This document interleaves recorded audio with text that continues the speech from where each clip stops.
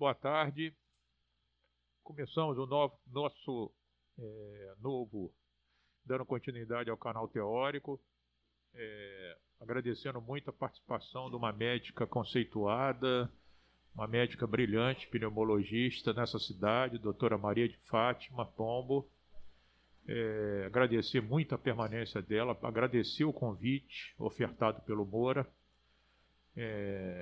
Então, em nome da coordenação, em nome da superintendência da Vipacaf, quero agradecer a doutora Maria de Fátima de ter vindo aqui carinhosamente para ofertarmos com uma bela aula sobre pneumonia comunitária. Vou passar para o doutor José Moura, que foi o porta-voz imediato desse convite.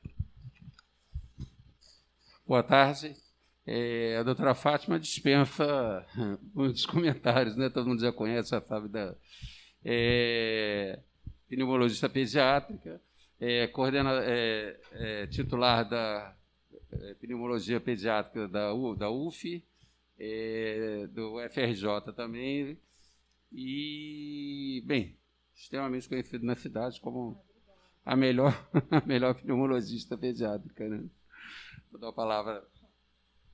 Não, gente, muito obrigada. Em primeiro lugar, agradeço muito o convite de estar aqui com vocês. É uma honra para mim, entre amigos, né? O Jefferson, o Zé de Moura e os colegas, né?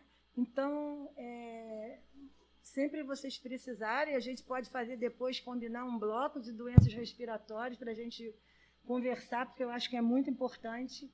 Sei a importância do trabalho que vocês fazem. Eu acho essa residência multiprofissional o futuro do nosso país, né? Então, é muito importante que vocês tenham esse conhecimento e tenham a possibilidade de discutir com a gente. Então, como eu estava dizendo, eu acho que quando eu venho aqui, não é para dar aula, não é para fazer conferência nem palestra, é para fazer uma discussão, um bate-papo. Eu dividi, na verdade, eu trouxe 2 aulas, 2 apresentações, né? Para que a gente possa ver o que é a importância da pneumonia nas crianças. Claro que pneumonia também é muito importante nos adultos. A minha formação é de pediatra, eu sou pneumologista pediátrica, mas a mortalidade por pneumonia acomete tanto as pessoas mais idosas, né, quanto as crianças. E pessoas mais idosas são muito parecidas com crianças, né? Então, eu acho que a gente está aqui discutindo criança, muita coisa em relação à pneumonia, vocês levam também para a prática no trabalho de vocês com os adultos. Mas, na verdade, vocês têm que ter a visão do adulto e da criança, né? Então, até se quiserem um dia, a gente pode combinar com algum colega de adulto. Eu até posso fazer esse link com alguém, eu penso em alguém que possa vir aqui, se vocês acharem importante, para que vocês tenham uma aula também com um médico de adulto, com um clínico, né? Mas, de qualquer forma, eu acho fundamental, em qualquer equipe de saúde, a visão pediátrica. Porque a criança ela não pode ser vista como um adulto pequeno, ao mesmo tempo, as pessoas que estão na equipe não obrigatoriamente são sempre pediatras, e por isso eu acho esse tipo de proposta que o Zé de Moura me fez, de vir aqui conversar com vocês, muito importante. Tanto para vocês, como para nós, e principalmente para a sociedade, né? Que é para onde vai o nosso trabalho, senão a gente não faz nada, a gente não é nada. Então é isso. Então eu vou falar um pouco de infecções respiratórias para a gente entrar nas pneumonias e entro na aula de pneumonia propriamente dito, tá? Então vamos lá. Deixa eu só ver aqui onde que passa, rapidinho. Eu estou sem óculos. Talvez... Não precisa não, eu quero que eles prestem atenção, não quero botar eles para fazerem... o Moura podia passar para mim. Assim melhorou, então. Bom, então, as infecções respiratórias são infecções que podem atingir qualquer segmento do aparelho respiratório e são de etiologia viral ou bacteriana. Por que eu trouxe isso? Porque hoje os estudos mostram, tudo que eu vou falar para vocês é baseado na minha experiência, é claro, mas em estudo científico. Então, a gente tem um estudo baiano que foi publicado no Jornal de Pediatria em 2020, muito interessante, que avaliou as crianças internadas com pneumonia, atendidas com pneumonia, e viu que a maioria dos casos eram causadas por vírus. Tá? O que a gente tem que entender, mas sabendo interpretar a informação. Porque hoje nós temos uma epidemiologia muito diferente do que há 20, 30 anos atrás, quando eu comecei a estudar pneumonia. Na verdade, é o que eu mais gosto de estudar. Porque a gente sabe que, dentre as bactérias, o pneumococo é a bactéria mais importante. Até hoje, em todos os estudos no mundo todo. Só que antigamente, falava em criança com pneumonia, a gente pensava primeiro em bactéria. Hoje em dia, a mudança epidemiológica com as vacinas, com a vacina antipneumocócica, com a melhoria do IDH, do próprio Índice de Desenvolvimento Humano, nessa corte lá de Salvador, eles viram até uma predominância de vírus. Então, por isso, a gente tem que ter muito cuidado hoje quando a gente avalia uma criança com pneumonia, até porque o vírus pode ser a porta de entrada para a infecção secundária. Tá? E quando a criança morre, na maioria das vezes, ela morre pela pneumonia bacteriana que foi tratada atrasado. Então, pasmem vocês, a gente está no século XXI, pneumonia se trata com antibiótico e ainda é a causa principal de morte na criança com pneumonia, na criança no Brasil. Tá? Amanhã, depois de amanhã, dia 12 de novembro, é o Dia Mundial da Pneumonia. E eu não ia trazer tudo isso para vocês, senão vocês também não iam me aguentar. Mas, ano passado, dia 12/11 de 2020, foi publicado que, diante da pandemia da Covid, na Agência Brasil, um repórter publicou isso, o Ministério da Saúde, que, diante da pneumonia no Brasil, a gente estavam se prevendo um aumento de pneumonia e morte por pneumonia e sepsis neonatal, porque as pessoas estariam indo menos ao hospital e estariam todos mobilizados pela Covid-19.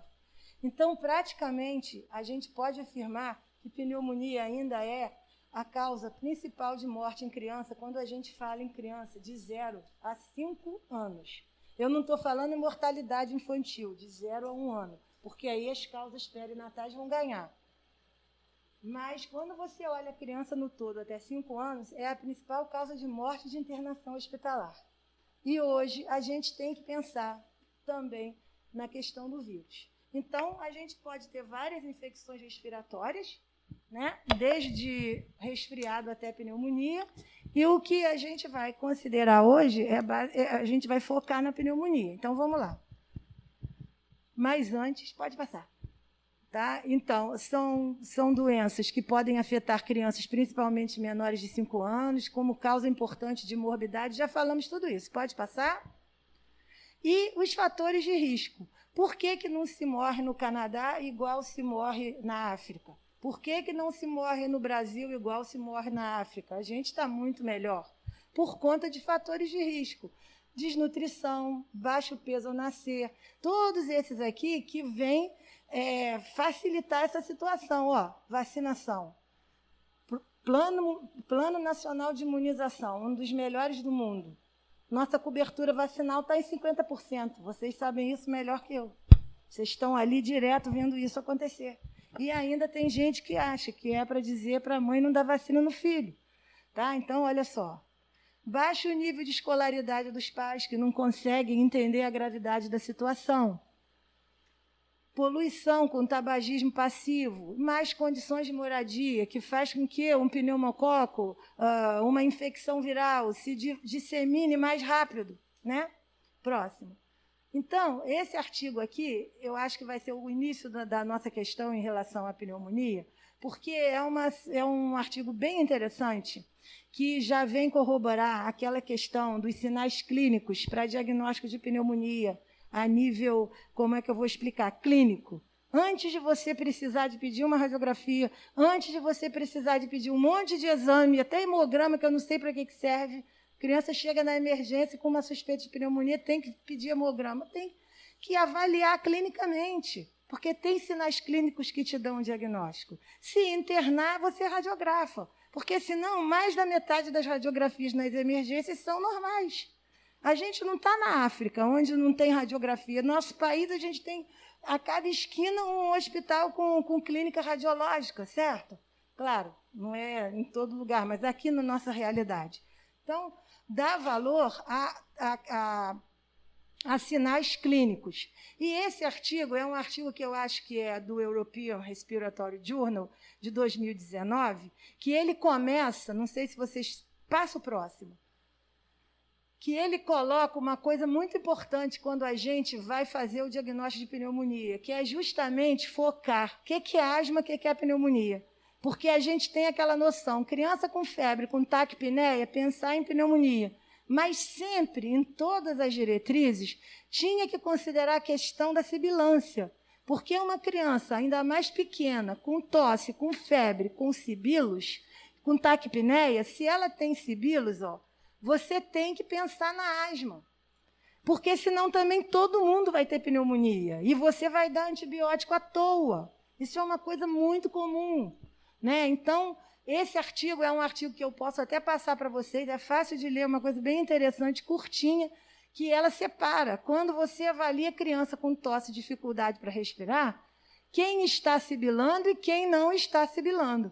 Porque se a criança está sibilando, antes de você classificar do ponto de vista para pneumonia ou não pneumonia, você estará separando aqueles casos de asma. E lembrem que o vírus causa febre e é o principal indutor de asma nessas crianças, tá?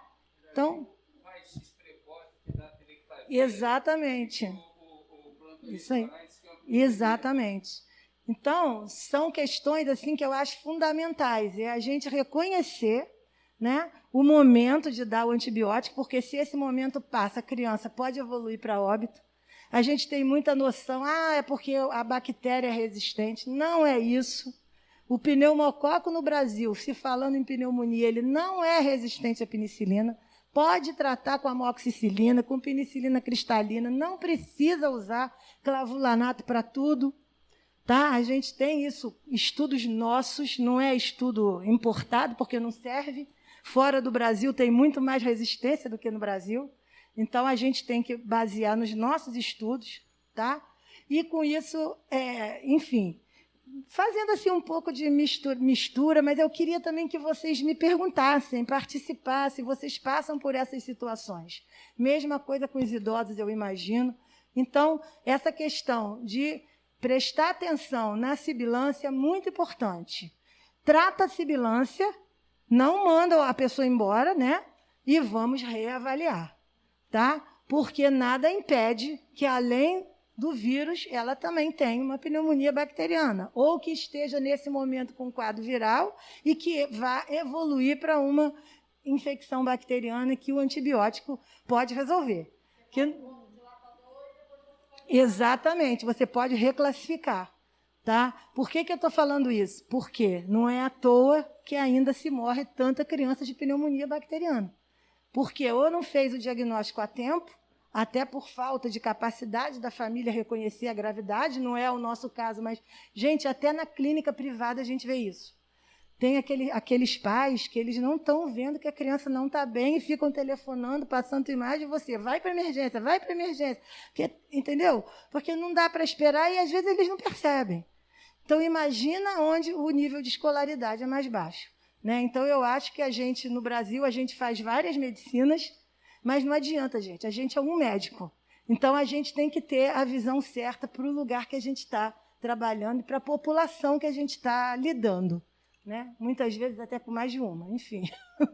Então, é isso. Aí, quando você vê que a pessoa está sibilando, você trata e aí você, né, vai reavaliar. E se não tem a ausculta, eles hoje fizeram uma mudança nas orientações. Lembrar que tosse, resfriado, não precisa tratar em hospital, nem você pode mandar para casa. Se tem respiração rápida e retração subcostal, ou seja, dificuldade para respirar, sem sibilância, você já pensa na pneumonia, já pode iniciar a amoxicilina oral. Então, aqui, gente, foi a grande mudança.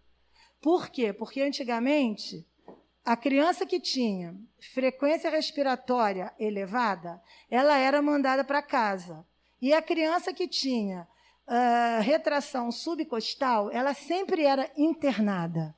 Eu vou mostrar melhor para vocês depois. Aqui nesse grupo, a gente já observou que, às vezes, a criança está com uma pneumonia, está com retração subcostal, mas se ela está em bom estado geral, você tem como reavaliar em 48 horas, então você pode passar amoxicilina oral e mandar essa criança para casa com retorno garantido. O que não pode é largar a criança em casa. E claro que, além de frequência respiratória, a gente é médico. A gente vai examinar o paciente, gente. Ó, inspeção, palpação, percussão e ausculta. Então, uma criança com pneumonia, você vai ver o aspecto, contar a frequência respiratória, você vai ver se tem retração subcostal, você vai auscultar. Por que a gente usa a frequência respiratória como um sinal sensível? Porque aparece antes dos estertores crepitantes, que aparecem antes até de uma imagem radiológica alterada. Então, às vezes, você vai tratar... Por isso que eu sou pneumopediatra. Chega no meu consultório. O meu pediatra tratou, doutora. Aí você olha aquela radiografia, não tem nada. O pediatra fez errado? Não. Falo, mãe, pneumonia, o diagnóstico é clínico. Se eu não tinha ainda imagem, mas o pediatra achou pela ausculta, pela frequência respiratória que tinha que tratar a pneumonia, ele fez certo. Porque a mãe já chega querendo reclamar, porque ela olha o laudo. Enquanto o médico fala, ela não reclama, mas quando ela olha o laudo lá normal, ela vai no pneumologista reclamar do pediatra. Não é? Antes de ter a imagem radiológica, eu explico isso, tá? Se ela entende alguma coisa, eu não sei. Fátima, mas eu explico. Desculpe, eu posso te interromper? Claro. Só uma pergunta. Então, quer dizer, na verdade, uma criança que você examina primariamente, define que pode ser uma pneumonia, o de escolha seria amoxil, como primeira escolha. Sim. Eu sempre fico me perguntando, né? Em todas as diretrizes nacionais e internacionais. Vou mostrar também. Porque é aquela dúvida, né? Eu vou de amoxil ou clavulin? Sim. É o mesmo remédio? Não, não é o mesmo remédio. Mas aí você preconiza que o primeiro tratamento é amoxil.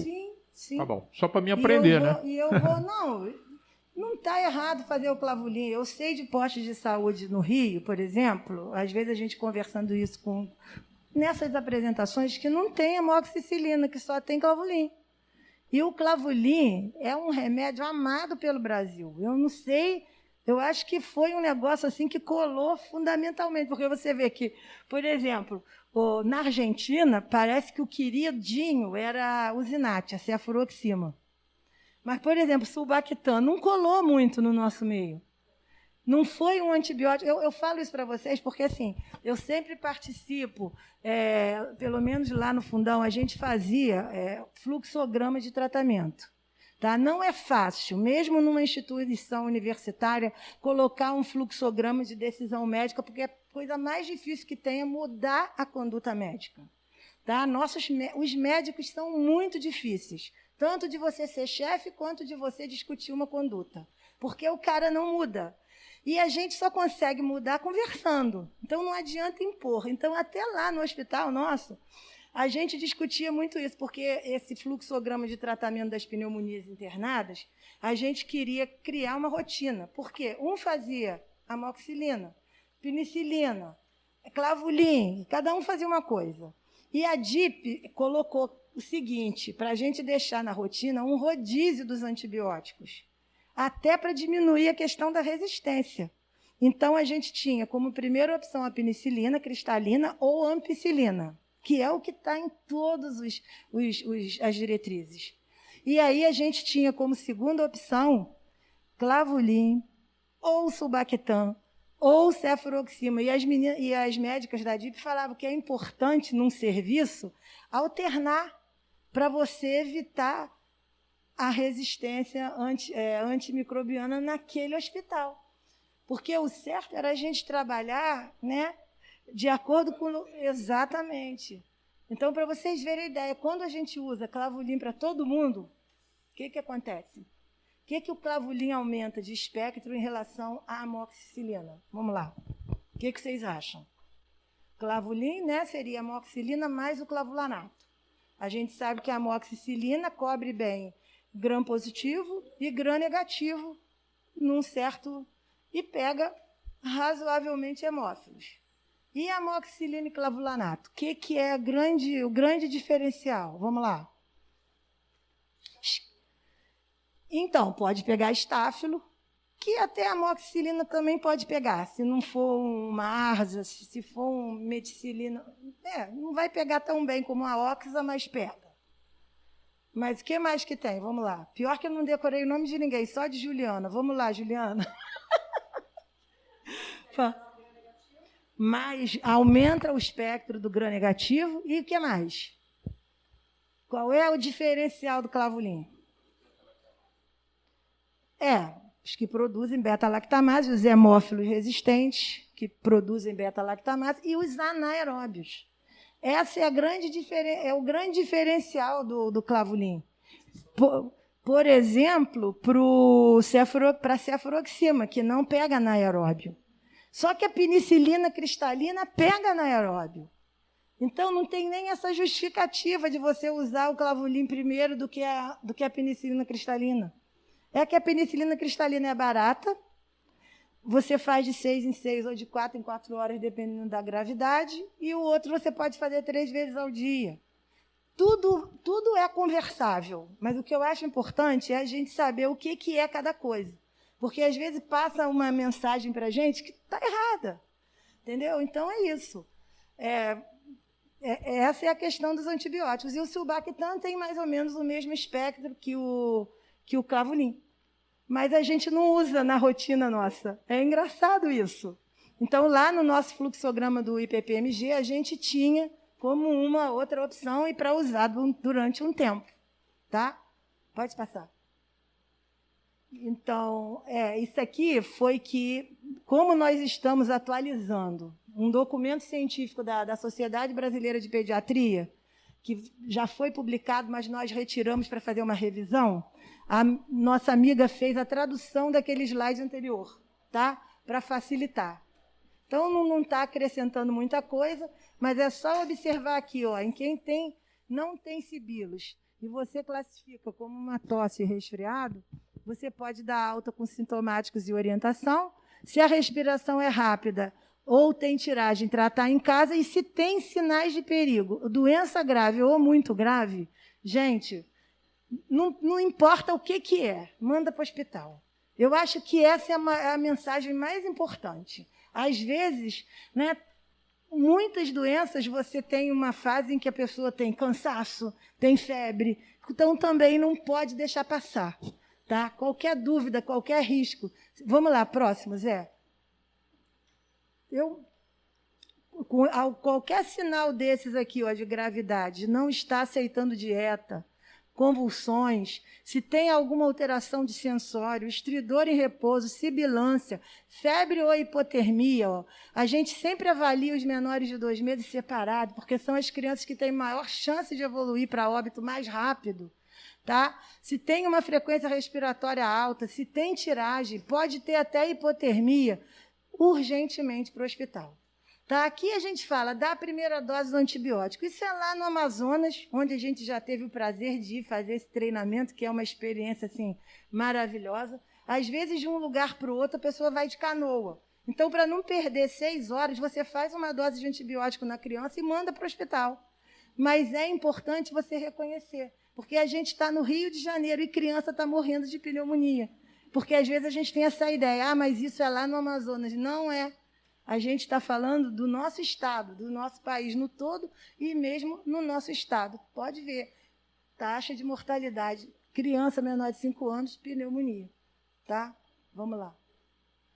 Quando a criança fica maiorzinha, havia essa divisão que eu disse para vocês, que agora a gente já falou antes, que importa é o estado geral, são outros dados, mesmo se tiver tiragem, você pode mandar a criança para casa. Vai lá, pode passar. Então, aqui seria um testezinho, num pré-escolar de 4 anos, com tosse e febre, acima de 38 graus há 2 dias, tem uma frequência de 50, tá? Acianótico, um sopro tubário na base do hemitórax esquerdo, saturando 96, qual seria a impressão de vocês? Depois disso que a gente já conversou. A gente considera uma frequência de 60 ou mais para os menores de 2 meses. Aquela criança menor, a maiorzinha um pouco, entre 1 e 4 anos, a gente considera 50 ou mais de frequência respiratória. E acima de 5 anos, 40 ou mais. Então, essa é uma criança de 4 anos com frequência respiratória de 50. O que vocês acham? Está acianótico. Oi? C. Sopro tubário. Faria a mesma coisa. Eu não lembro da resposta, não. Olha aí. Pode passar o próximo. Tudo bem. Fizemos a amoxicilina. Mandamos para casa. 2 dias depois, ele melhora. Ele volta. Não está melhor. A frequência aumentou um pouquinho e a saturação baixou. Qual é a sua conduta? O que é mais importante aqui? Radiografar? Pedir exames? Mudar o antibiótico? Eu também. Concorda? Mas você já viu que tem alguma coisa que está errada. Isso. A criança não está tolerando, e isso é um sinal de perigo, uma indicação de internação. É igual dizer, mas eu não posso internar só porque é social. Pode e deve, porque se a mãe não está com condições de dar a medicação em casa, você tem que mandar internar, senão a criança não vai ser tratada. Pode passar.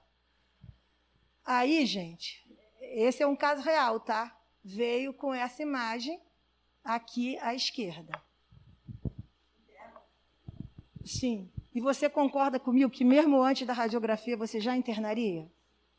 Então, pronto. Então, vocês estão entendendo aonde eu estou querendo chegar? A gente é médico, a gente não é técnico de raio-x, não estou desfazendo de ninguém. Sem ele, a gente não vive. Mas a gente não pode depender de radiografia para dar diagnóstico de pneumonia. Tá? Então, é isso que eu quero mostrar. A criança foi internada porque piorou, tá? E a radiografia mostrou isso, ó.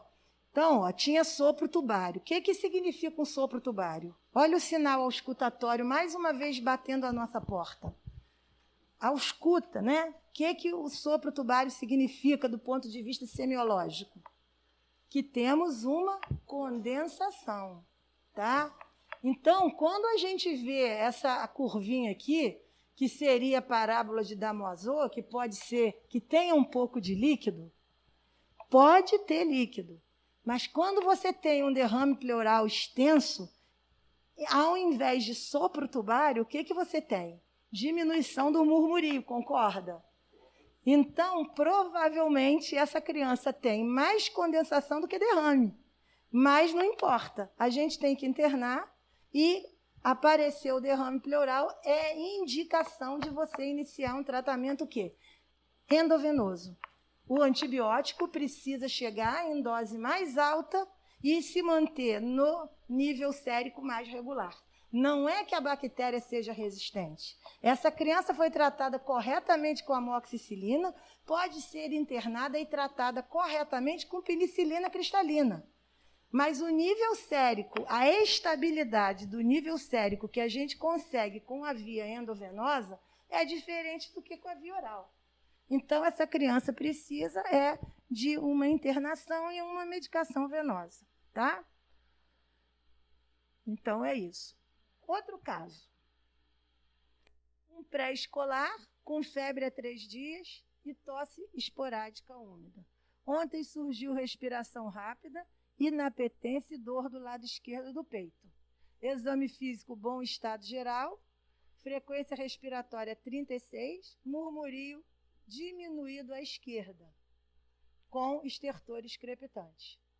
Então, esse aqui já chegou bem depauperado, né? Porque já estava com 3 dias doente e ontem piorou, né? Só aqui já dá para você imaginar. Eu devia ter tirado a radiografia daqui e ter dito para vocês adivinharem como seria a imagem.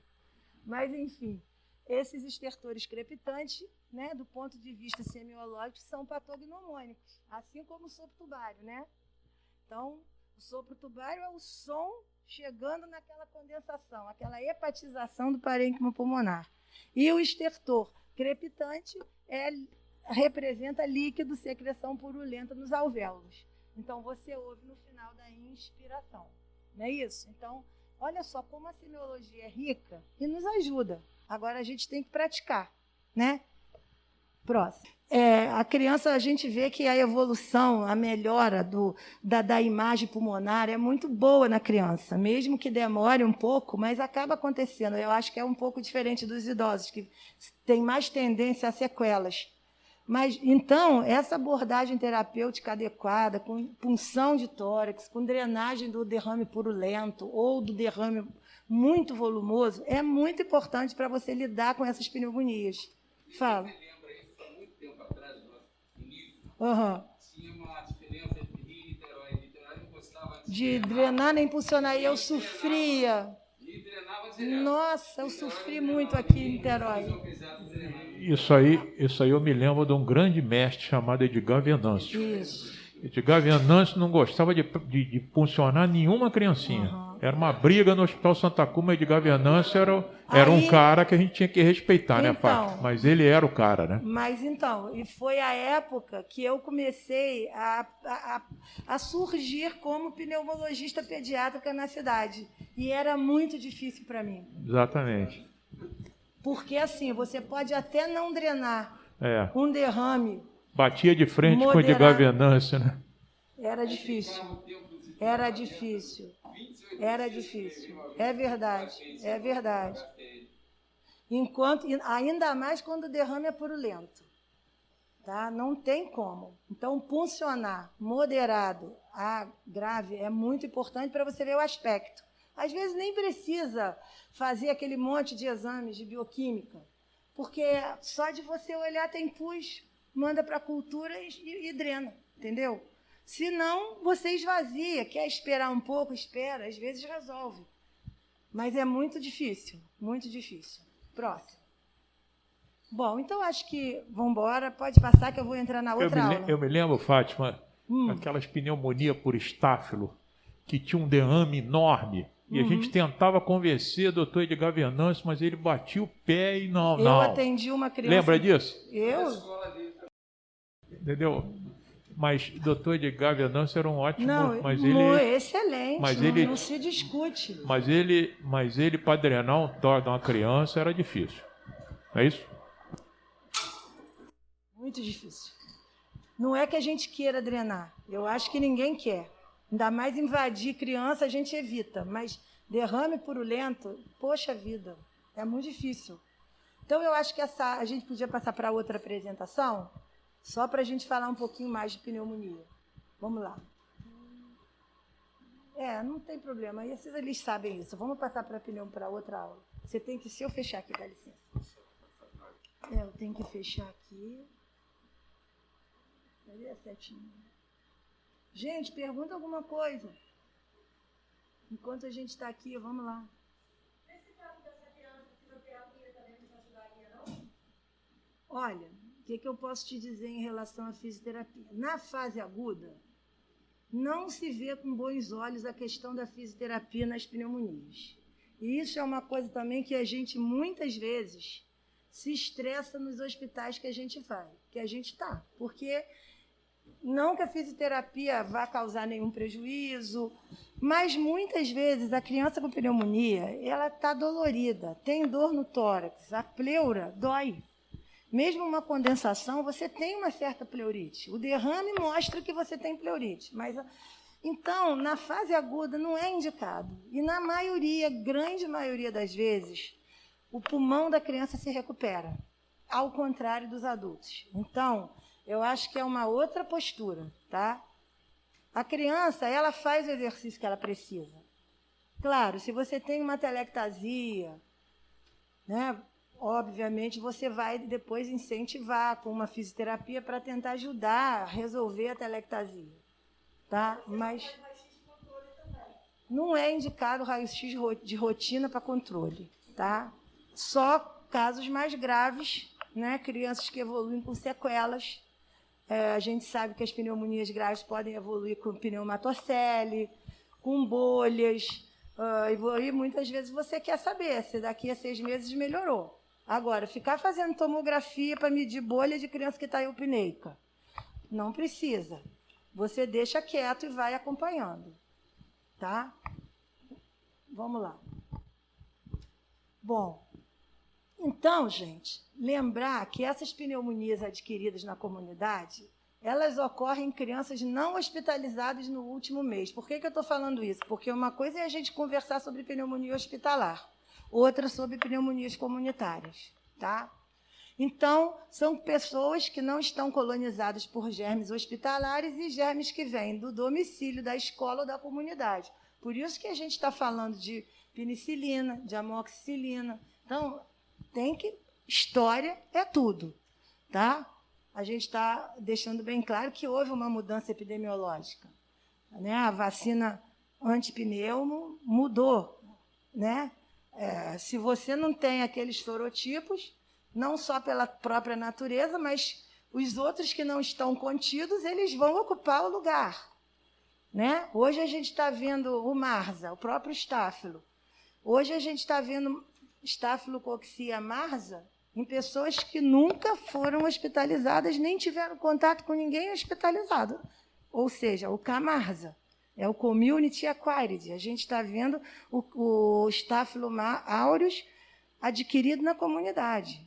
Então, há toda uma mudança epidemiológica. Tá? Nada sai de graça. Tudo tem o seu preço. Né?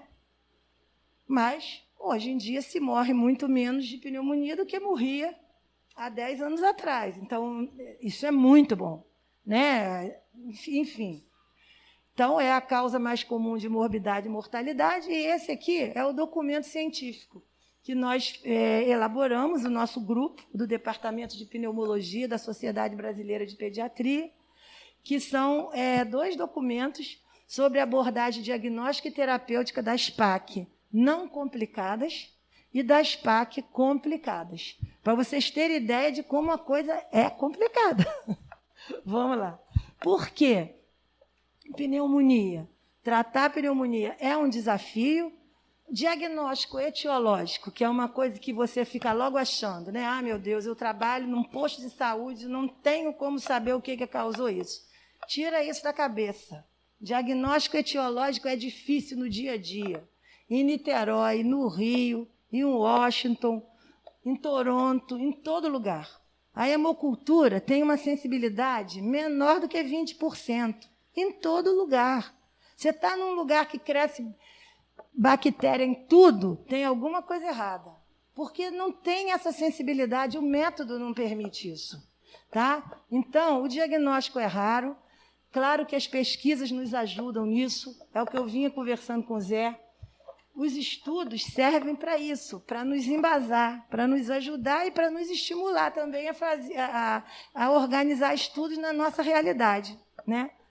Então, você não, muitas vezes, o diagnóstico radiológico é controverso. Quantas vezes você pede uma imagem, ai meu Deus, para que eu pedi? Só serviu para me confundir.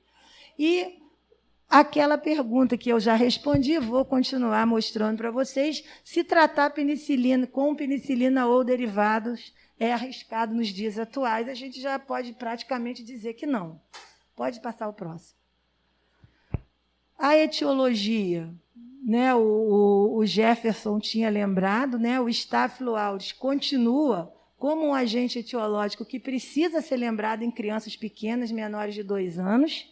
E, em geral, são crianças que têm uma porta de entrada na pele, enfim, não tem tanta pneumonia estafilocócica assim, porque a pneumocócica é muito mais frequente. Só que, antigamente, todo mundo achava que se tinha derrame pleural era estáfilo. E hoje os estudos já mostraram que, na grande maioria das vezes, os derrames são causados pelo pneumococo. E não é pelo pneumococo resistente. Vocês estão vendo quanto estudo? Os estudos também mostram que não é a sensibilidade ou a resistência que tem relação com a gravidade clínica. Tá? Então, isso já é fato. E lá no IPPMG mesmo, teve uma vez que internaram gêmeos com pneumonia, muito graves. E um deles, inclusive, evoluiu para óbito em menos de 24 horas. O outrozinho acabou complicando, fez pneumatocele, foi drenado. E a gente dizendo, gente, calma, pode não ser estáfilo, isso daí vamos... Não, porque é estáfilo. Pneumococo sensível.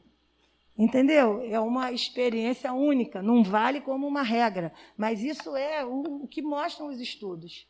Mas, em bebês, a gente não pode deixar de lembrar, por exemplo, no recém-nascido, de bacilos gram-negativos, estrepto grupo B, o estáfilo aqui nos menores, e a partir de então, da faixa etária até o maiorzinho, o pneumococo sempre é o primeiro aqui, tá? Depois vem o hemófilo influenza não tipável, porque o B a gente não tem mais, quase não tem mais por conta da vacina, né? Então, vocês veem que a vacina é uma realidade importante para nós pediatras, né? E para os adultos também, claro. Enfim. E nas crianças maiores de 5 anos, já pensar como uma segunda hipótese nas bactérias atípicas, que são bactérias diferentes, como o micoplasma, como a clamídia pneumônia, que mudou de nome, hoje se fala clamidófila pneumônia, e são as pneumonias atípicas, que a gente também vai falar um pouquinho antes de finalizar. Vocês estão cansados? Próximo. Então, aqui, repetindo um pouco mais detalhadamente o que a gente já conversou, tá? Criança com tosse, dificuldade para respirar, lembrar daquele grupo menor ou igual a 2 meses, certo? Que se tiver frequência alta, com ou sem tiragem, é considerado pneumonia grave internado, tá? E as crianças maiores, que a gente já conversou, que muitos com tiragem a gente pode até mandar para casa, mas que, de uma maneira geral, quando você tem a tiragem, não tem sibilos para justificar isso, você pensa numa pneumonia grave e pensa no tratamento hospitalar, tá? E, se não tiver tiragem, tratamento ambulatorial. Então, a tiragem subcostal continua um sinal de gravidade. Mas as revisões mais recentes estão deixando essa questão, porque muitas crianças com tiragem subcostal, que são internadas, evoluem muito bem e não precisavam ter sido internadas, entende? Então, para a gente olhar para o paciente no todo. Mas, para não errar, é melhor internar de mais do que de menos. O que não pode é deixar essa criança evoluir para óbito, porque é muito fácil, responde ao antibiótico. Tá? Próximo. Então, em termos de tratamento, também já falamos pensar em pneumococo. Outra questão muito discutida é a dose da amoxicilina. Semana que vem, eu esqueci até de trazer para vocês o slide, a gente vai ter a jornada de pneumopediatria da SOPERJ. E me coube o tema Ano em Revisão de Pneumonia. Então, eu peguei um artigo muito legal de tratamento. O que ele está mostrando? Que o tratamento com antibiótico de espectro reduzido, como a amoxicilina, 5 dias tem o mesmo efeito que 7 dias. E que o tratamento com antibiótico com espectro reduzido tem melhor efeito do que macrolídeo. Por quê? Existem situações e lugares e países que agora passam macrolídeo para tudo. Então, está sendo muito usada a azitromicina, principalmente por conta de uma dose diária. Mas eu quero lembrar a vocês que, na Europa, onde primeiro se começou a usar a azitromicina, desde o final da década de 80, a resistência é altíssima, porque virou água com açúcar, tossiu e espirrou a azitromicina. E ainda tem aquele efeito anti-inflamatório do macrolídeo. É muito comum isso em adulto, tanto que em adultos tem protocolos de você começar a tratar a pneumonia com clavulin mais macrolídeo, clavulanato mais macrolídeo. Tudo bem, porque no adulto a frequência dessas bactérias atípicas é maior. E determinados casos, pacientes de risco, eu não vou discutir. Mas eu acho que a pneumonia atípica ela é um diagnóstico de segunda opção. Segunda linha, porque, em geral, a evolução não é igual da pneumonia bacteriana típica. Tá? Então, você tem mais tosse, às vezes, um quadro mais arrastado, um pouco, às vezes até meio paroxístico, a criança com estado geral melhor. Às vezes a febre não é tão intensa, tá? Enfim, eu acho que a primeira opção deve ser sempre tratar com o beta-lactâmico. E o macrolídeo, eu acho que na maioria das vezes, não digo sempre, porque eu acho que na nossa profissão não tem sempre, você pode fazer o macrolídeo. Tá? Então, a pneumonia típica, ela também tem uma característica epidemiológica de ser muito frequentemente acometer várias pessoas da mesma família, né? No mesmo ambiente. Então, isso também chama atenção, esse dado epidemiológico. Está todo mundo assim. Ou o pai estava, melhorou, começou a mãe, começou o filho. Parece Covid, né? Deus me perdoe. Mas Então, a pneumonia típica é assim, e o indivíduo não está tão mal, tão debilitado. Tá?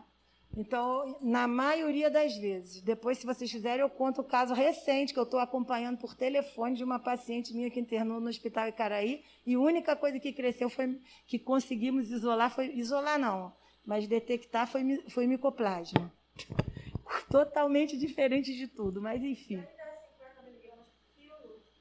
O quê? Boa pergunta. Que nesse trabalho que eu comecei a falar com você, também eles fizeram 4 braços e viram também que a dose de 50 foi semelhante do que a dose de 90. Essa dose de 50, 90 miligramas quilo-dia de amoxicilina, que muitos acham que deve usar, é pensando primeiro em ouvido, orelha, né? Hoje não se fala ouvido, se fala orelha. Doenças da orelha média, por exemplo, porque a chegada do antibiótico é mais difícil, enquanto que a nível de pulmão, você consegue nível sérico igual, muito alto, tá? Diferente, por exemplo, de sistema nervoso central, que a gente tem a barreira, está aqui o especialista para dizer. Então, isso que eu estou falando de pneumococo vale para mim, não vale para o Jefferson, que é neuro, tá? De não ter resistência, de poder usar penicilina, já é outra história o pneumococo da meningite. Então, eu estou falando, porque eu estou lidando com pulmão. O pulmão é um órgão muito bom, tanto para regenerar, quanto por ser muito vascularizado. Então, isso precisa ser levado em conta. Então, essa dose alta, por conta de locais com resistência intermediária do pneumococo. Porque o pneumococo não é igual ao hemófilos. Ele não fabrica uma enzima que destrói o antibiótico. Ele apenas, ele diminui a sensibilidade dele, os receptores, as proteínas ligadoras da penicilina, elas ficam menos ávidas pelo antibiótico. Então, quando você aumenta a dose, você tem alguns locais que têm essa resistência intermediária mais alta, colocam doses mais altas para poder vencer essas proteínas ligadoras da penicilina e conseguirem fazer o trabalho delas. Só que isso não é uma realidade nossa, porque a gente tem muito pouco essa resistência no nosso país. Tá? Então, a gente não tem por que usar essa dose mais alta, exceto nos casos de orelhas, mas aí quadros crônicos, quadros que se faz cultura, que se pega um hemófilo não tipável. Então, aí eu não vou discutir com os otorrinos, mas do ponto de vista pneumológico, não tem por que a gente dobrar a dose de antibiótico. Tá? De 8 em 8, 12 em 12. Ótima pergunta, tanto faz. Os estudos mostram que você pode usar nível sérico bom por 12 horas. Então, pode ser usado por 12 horas sem problema. Então, a ampicilina continua de 6 em 6. E a amoxicilina depois passou para 8 em 8. Mas, então, a ampicilina de 6 em 6. Mas a amoxi pode ser de 12 em 12. Tá? Não, isso é outra coisa, não precisa. Qualquer amoxicilina, até de 250 miligramas em 5 ml, você pode fazer de 12 em 12. Não há nenhum conservante, nenhum meio de transporte ali diferente. Essa foi uma questão, assim, eu acho que para ajudar na farmácia a botar o volume necessário, tá? Para poder a mãe comprar um vidro para 10 dias, um frasco para... Entendeu? É isso. Tratamento hospitalar já falamos, então a penicilina cristalina, isso aqui é uma briga, mas a gente também coloca o livro do professor de São Paulo, o livro de doenças respiratórias lá de São Paulo, coloca 100 mil unidades. Eu estou falando para vocês que eu estou revendo tudo isso, é uma trabalheira por conta daquele documento da SBP. Porque nós liberamos um documento, para vocês terem ideia, nós liberamos o documento com um quadro de um consenso espanhol, que é o único que a gente encontrou, que era de 2016 e agora publicou em 2020. Porque os últimos consensos britânico era de 2011, canadense, tudo mais antigo, e o nosso próprio. Aí nós colocamos, só que o espanhol coloca 50, 90 miligramas a dose. Minha mãe do céu. Os sócios começaram a mandar mensagem. O que é isso? Mudou a dose? Aí nós recolhemos o documento. E eu estou fazendo tudo de novo. Porque ele tem razão, só que estava ali. A gente colocou um documento espanhol. Mas não importa, o cara quer um negócio para ajudar ele. Ele não vai fazer aquilo de rotina, a gente sempre fala que não é necessário. Como é que a gente foi colocar isso no documento? Então, foi recolhido para correção. Ué, mas não é assim que tem que ser, está errado, vamos consertar. O importante é a pessoa usar o documento, né? Porque o Brasil está sem um documento para tratar a pneumonia. E eu já falei, a gente não vai terminar esse ano sem isso resolvido, porque este país tem que ter um documento que ajude os pediatras a tratar a pneumonia nesse Brasil afora, certo? Então, é isso. Então, nós somos uma área com resistência mínima à penicilina. Isso está escrito, gente, em todos os consensos. Penicilina cristalina, não radiografar de rotina quando a criança vai embora. Isso que a gente vê nas UTIs, 3 tomografias, uma criança internada 1 semana, é um absurdo. Isso não leva a nada, não muda a conduta. Foi igual quando começou a história da Covid. Hoje não, as pessoas já entenderam que tomografia não é diagnóstico de Covid. Tomografia é para um acompanhamento quando a coisa fica preta. Até para dizer como é que está a situação, porque também não vai mudar muita coisa, não tem muita coisa para... né? Então, vidrofosco... Olha, eu assisti no início da Covid, um negócio que eu também me entrei de cabeça, né? E porque no início, pela minha idade, eu estava afastada da faculdade, só online. Então, eu assistia todas as lives, todas. Se vocês souberem quanta coisa pode dar vidrofosco, ainda mais no adulto, tudo que é doença, colagenose, tudo. E eu assistia às sessões da SOPTERRS, da Sociedade de Pneumologia do Rio, de adulto. Nossa, até a imagem do halo invertido, que a gente tem um pouco como patognomônico de Covid, né? Final já, uma cicatrização, pode dar em várias outras doenças.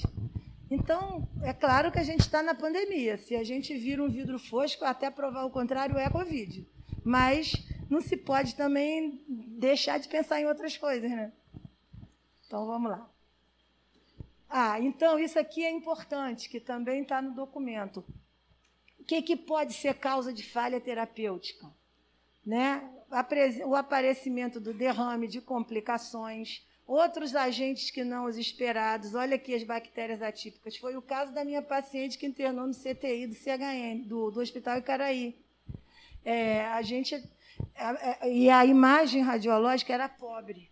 Você vê como pneumonia bacteriana, ela dá indício. A menina com ótimo estado geral, uma telectasia saturando mal. Primeira coisa, para mim era Covid, uma menina de 8 anos, e eu direto com a Aline, com a chefe do CTI, no Zap. Então, claro que foi feito antibiótico, uma telectasia. No caso, a imagem era bem assim, geométrica, fisioterapia para ajudar a desfazer a telectasia. Chegamos, não melhorava a imagem, a criança não melhorava a saturação de O2. Olha bem. Broncoscopamos, porque podia ser uma rolha, até um corpo estranho, estava passando despercebido. Nada. Foi melhorando, 15 dias depois, micoplasma. Está entendendo? Então, são coisas assim que não era uma imagem sugestiva, sinceramente. Não era. Tenho a tela aqui, depois eu posso mostrar. A criança que não cumpriu o tratamento antibiótico. E outra coisa nessa menina que chamava atenção, a mãe mandava foto para mim, dela no hospital, toda tadinha, cheia de toda a garotinha lá feliz da vida desenhando. Pneumonia bacteriana, pneumocócica, estafilocócica, não é assim. A criança está abatida, está arrasada. Então, isso é clínica, né? É olho clínico, é experiência.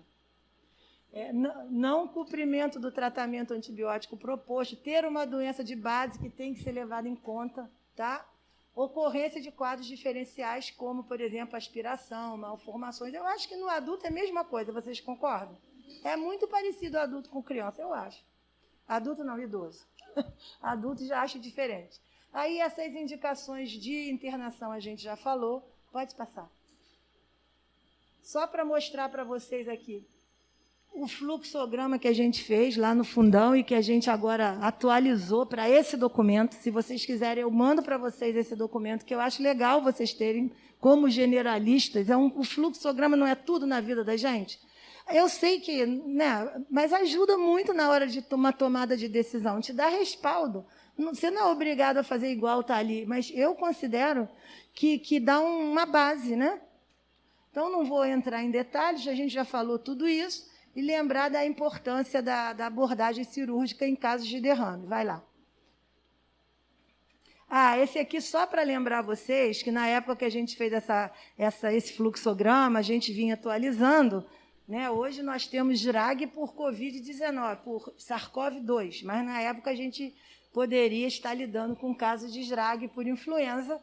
Então, principalmente nos menores de 2 anos, a gente associava ao tratamento antibiótico o oseltamivir, tá? Mas isso é para crianças internadas ou até mesmo a nível ambulatorial que você suspeitasse, considerasse como risco. Menores de 2 anos, com febre de início súbito, saturando mal, com fatores de risco, né? E além de sintomáticos da hidratação, o Tamiflu, porque o tratamento antiviral de maneira precoce, no caso da influenza, pode reduzir a duração dos sintomas e de complicações. Esse é o fluxograma que nós vamos publicar, tá? Agora no nosso documento da SBP, que eu vou mandar para vocês. E nada mais é do que um resumo de tudo isso que a gente falou aqui, tá? Lembrando, só um instantinho, só para mostrar ali para o Jefferson, Jefferson, a gente coloca o menor de 2 anos para pensar em estáfilo e começar a oxacilina. Tá? A gente não pode deixar passar, tá certo. Eu acho que daqui para diante já fica uma coisa assim muito teórica e tem uns casinhos depois que eu acho mais bacana da gente ver. Porque o outro documento, né, o segundo documento, das pneumonias adquiridas na comunidade, que evoluem, apesar do uso de antibiótico com derrame, com empiema, com abscesso pulmonar ou pneumonia necrosante. Eu acho que já não é o dia a dia de vocês, mas para vocês saberem que esse nosso documento também vai contemplar esses casos e mostrar uns casos para vocês. Vamos lá. Só uma coisa, alguém quer perguntar alguma coisa? Hein, Juliana? Tá tudo bem? Fala. Não pode falar. Isso. Boa pergunta, muito boa pergunta. Por que isso? Porque uma criança com fibrose cística, quando ela aparece com quadro suspeito de pneumonia, ela não pode ser encarada como uma criança que adquiriu uma pneumonia na comunidade que não tem fibrose cística. Porque, teoricamente, já é uma criança que pode estar colonizada e na qual qualquer bactéria se reproduz com muito mais facilidade. Então, em geral, uma pneumonia numa criança com fibrose cística, se você tratar com amoxicilina, o que vai acontecer? Falência do tratamento.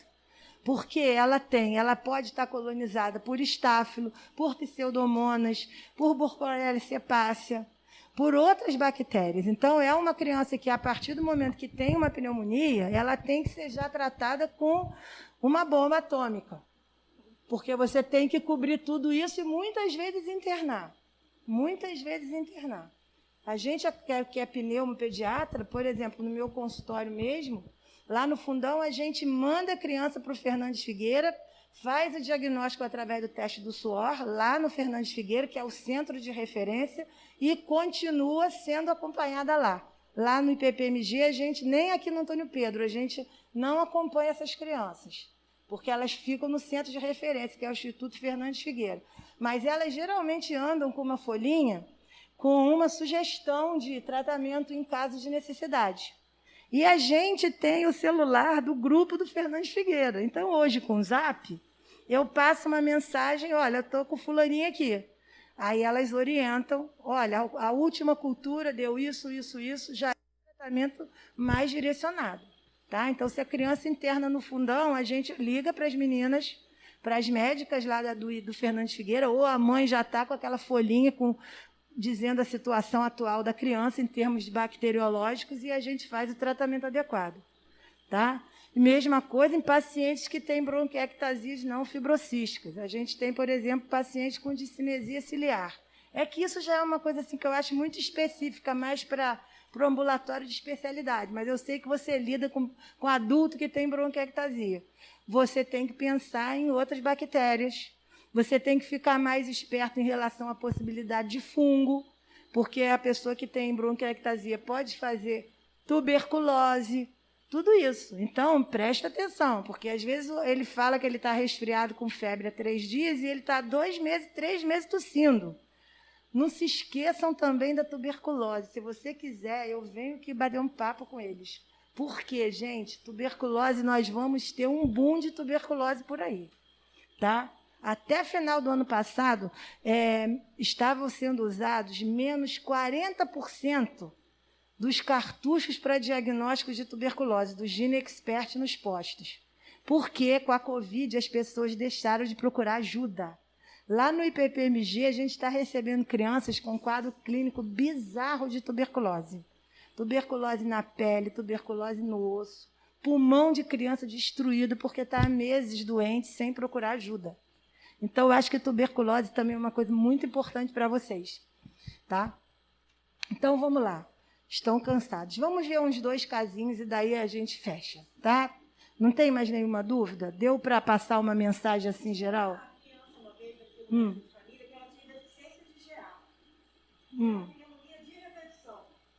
Só deficiência de GA? Então, são crianças com imunodeficiência que têm que ser vistas pelo especialista, tá? Isso. Hoje em dia, não se dá mais tanto valor à deficiência da IgA isolada, mas não deixa de ser uma história importante que tem que ser cuidada, e essa criança provavelmente, se está fazendo pneumonia, é por bactérias da comunidade. Exatamente. Mas ficar atento, porque pode ser que tenha alguma coisa a mais. Então, um lactente de 11 meses, que começou há 6 dias com coriza, obstrução e tosse esporádica, e há 4 dias com febre e aumento da tosse. Está com bom estado geral, corado, tudo direitinho. Murmurio vesicular audível e a base esquerda com estertoração crepitante, sem esforço respiratório, saturando 98 em ar ambiente. Aí, o que aconteceu? Foi feito um diagnóstico clínico, uma frequência respiratória nem estava tão elevada assim, mas olha só, estertoração crepitante. Tá? E essa criança volta 48 horas depois, pior. Tá? Então, pode passar. Evoluiu com uma hipotransparência extensa, apagamento do seio costofrênico à esquerda, foi internada, iniciado tratamento com penicilina e feita uma punção de tórax. Todos esses são casos reais, tá, gente? Casos nossos. No D6 da internação, pós-drenagem de tórax, olha o que aconteceu. tinha ainda uma hipotransparência esquerda, mas já estava melhor, percebem? Fez uma complicaçãozinha aqui, ó, um enfisema subcutâneo, e veio um líquido pleural com cultura positiva para pneumococo sensível. Isso aqui é um caso da pandemia. É porque desde o primeiro dia da pandemia, lá no IPPMG, o nosso grupo, eu e o Clêmax, a gente acabou ficando afastado e depois eu saí mesmo. Mas a gente faz até hoje, toda quarta-feira, seminário, discussão de casos com um grupo de lá. Por isso que hoje eu te falei, hoje começou 11h15 e acabou meio-dia e pouca. Já era quase meio-dia e meia. Então, esses casos são casos reais de pandemia. Vocês têm que ver os casos de tuberculose. Uma coisa. Próximo. Aqui está depois, né, com a evolução, a criança tem alta com essa imagem, melhorou o enfisema subcutâneo e ponto. Se recuperou bem. Isso. Deixa eu ver se eu tenho mais. Esse aqui também é uma criança infectada por HIV, que é outra coisa, assim, que outra etiologia que a gente hoje em dia vê. Não vê mais criança quase internada com HIV, com pneumonia, como a gente via, né? O nosso hospital tem mais da metade de crianças internadas com pneumonia são portadoras de comorbidades. Antigamente, a AIDS vinha em primeiro lugar. Hoje em dia, a gente já quase não tem AIDS. A última tese de mestrado que a nossa aluna levantou de 2013 a 2018 era a primeira causa de comorbidade, doenças neuromusculares crônicas, tá? Depois, como é que era? Oh, meu Deus, eu sei que HIV, AIDS, vinha num bolo, por último, sabe? Aqueles casos que a gente coloca em outros. Anemia falciforme. Que a anemia falciforme era nosso carro-chefe. Estava sempre em primeiro lugar. Hoje já tem outros centros, né, de tratamento, então a anemia falciforme veio em segundo lugar. Até hoje a discussão era sobre anemia falciforme. Mas, enfim. Então, esse paciente internado com HIV, com esse derrame pleural, ó, uma coisa que se pergunta sempre, HIV trata igual criança sem HIV. A não ser que clinicamente você tenha suspeita de pneumocistose, alguma doença dessas, né? Então é diferente. Mas pneumonia com derrame pleural pode tratar, olha só, cultura também sensível, pneumococo sensível. Próximo. Esse aqui só para mostrar para vocês a evolução daquele garoto 1 ano depois. Radiografia não tinha nada. Aí eu já acho que tá demais. Né? A gente pode até combinar um dia, se vocês tiverem curiosidade, mas as pneumonias necrosantes, deixa eu ver se tem mais alguma coisa lá para o final. É aqui, né? Espera aí. Caso 4. Então, esse caso aqui, só para mostrar, uma criança maior, já de 8 anos, com tosse seca, pouco produtiva há quase 10 dias, ó. Está vendo a diferença da evolução? Isso é um negócio muito importante também para a tuberculose. Ninguém está com tuberculose há 1 semana. Não é assim que a banda toca. É igual tuberculose. Tem várias pneumonias. Será que pode ser tuberculose? Não. Tuberculose não dá tuberculose, melhora e volta a tuberculose. Tuberculose é um quadro crônico. Começou, vai devagarinho, mas vai piorando. Então, a pessoa que estava doente, fica boa com antibiótico e volta a ficar doente, não é tuberculose, tá, gente? Tuberculose não é pneumonia de repetição, é pneumonia crônica. E mesma coisa quando a gente pensa num quadro desse, ó. Há 10 dias, tossindo seco, isso não é uma pneumonia pneumocócica. Ninguém fica 10 dias com pneumococo lá, tossindo seco, sem ter febre, sem nada, com bom estado geral.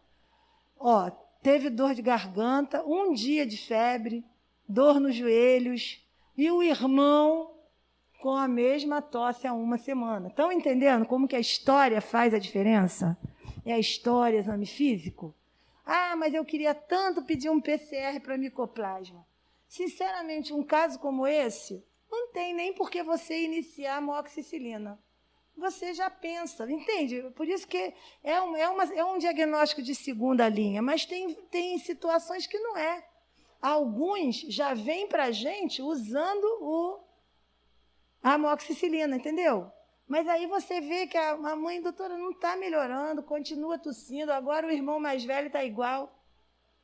Então, pensar na idade, quadro clínico arrastado, possibilidade de micoplasma, azitromicina ou clárito, tá? Acho que é uma mensagem importante, até que você tinha me pedido para falar com eles. Aí já é um estudo mostrando...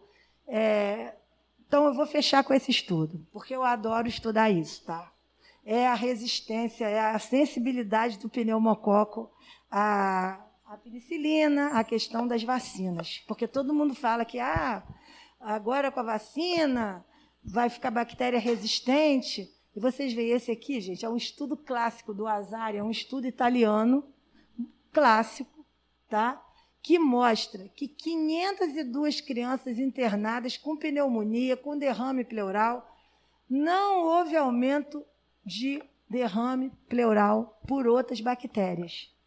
Continuou, vocês estão vendo aqui, ó, tanto na letra A, que foi antes da vacina 13, e aqui depois da vacina 13. Vocês veem que continua o pneumococo sorotipos 1 e 3, está vendo? Como os principais causadores de derrame pleural. Então, assim, a vacina foi boa. E a gente tem que pensar que outras bactérias vão ocupar o lugar? Vão, principalmente outros sorotipos, está aí o 19A, enfim. Mas isso é uma coisa muito detalhada, mas é só para mostrar para vocês que vale a pena a vacina, tá? Então, essa eu acho que é a mensagem que eu queria dizer. Pneumonia, diagnóstico precoce, história, anamnese, exame físico antes de mais nada, tá? E o incentivo à vacinação, que vem diminuindo o número de crianças internadas e, com isso, o número de crianças que podem evoluir para óbito, tá? Então, 5 dias. Na criança, a gente acaba fazendo 6, porque muitas vezes sobra 6 dias. Mas a gente pode usar 5 dias sem problema, porque você sabe que você tem um tempo dobrado de ação do antibiótico. E a Claritro seria, para a criança, 7,5 miligramas por quilo dose, 10 dias. Para o adulto, 500 miligramas, né? Por 500 de 12 em 12. Eu sei porque eu tenho um pacientezinho neuropata que já está com 30 anos e, às vezes, ele precisa fazer isso. Só uma pergunta aqui da vacina. Eu brigo contra a vacina. Todo congresso eu falo com o Kifuri. Eu brigo, até discuto com o Kifuri, às vezes, sobre isso. A 10 valente, 3 doses, e a 13 valente, 4 doses, como a gente faz na rede particular. Vocês têm algum estudo, você tem algum estudo das vantagens de uma e da outra? Se tem diferença? Olha, eu não sei te responder isso. Eu acho que ninguém sabe. Não se tem como responder isso. Por quê? Assim, porque da 7 para 13, parece que houve uma melhora, né? Porque os países desenvolvidos, eles pularam da 7 para 13. Nós pulamos da 7 para 10 e já tivemos uma grande melhora. Agora, da 10 para 13, eu acho que são conclusões teóricas. Porque, de uma maneira geral, a gente tem uma queda nas internações hospitalares por pneumonia, praticamente no Brasil todo, em torno de 30%. Tá? Tem trabalhos que o Grupo do Sul fez com dados de DataSUS. Eles foram buscar as causas de internação de criança no Brasil e viram isso, que na pós-vacina, ou seja, após 2010, e a gente não começou a 13 em 2010, a gente começou a 10. E você queria a diferença entre a 10 e a 13, né?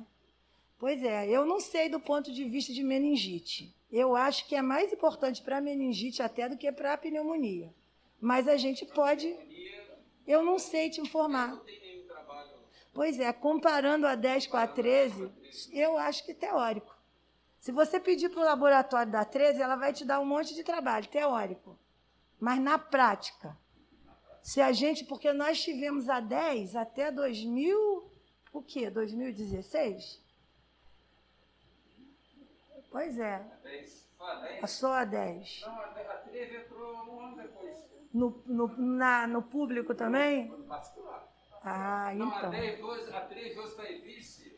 Eu sei, no CRI. No CRI. No CRI. Pois é, eu acho que do. Aí até isso eu acho polêmico. Por que no CRI, para crianças especiais...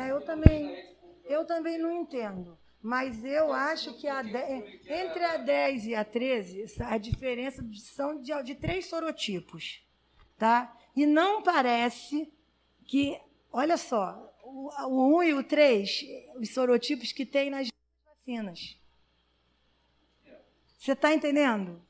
A gente podia fazer uma aula sobre isso. Podia até chamar alguém do comitê de vacina, se vocês... pensa o que vocês quiserem que eu possa ajudar. A gente... Porque eu acho que essas questões de vacina a gente pode pedir para a Juliene, para a Tânia, para elas virem aqui, fazer uma tarde de vacina com eles. Eu acho que é muito legal. Entendeu? Agora, em termos de estudo, para adulto também, porque aí entra calendário da criança.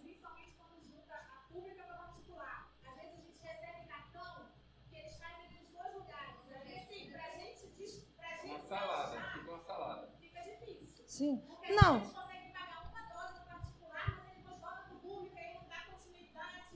Mas não tem problema, não tem problema.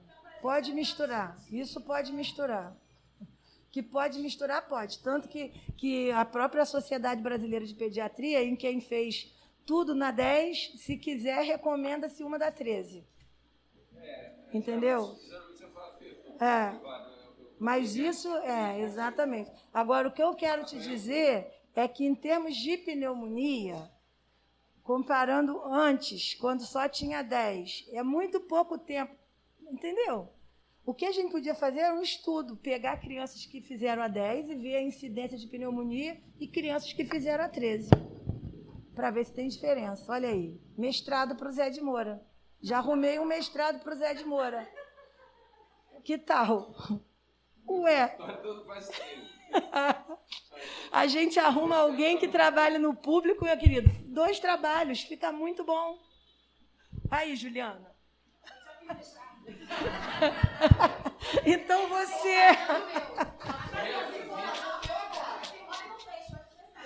Vamos embora, ué. Gente, olha só.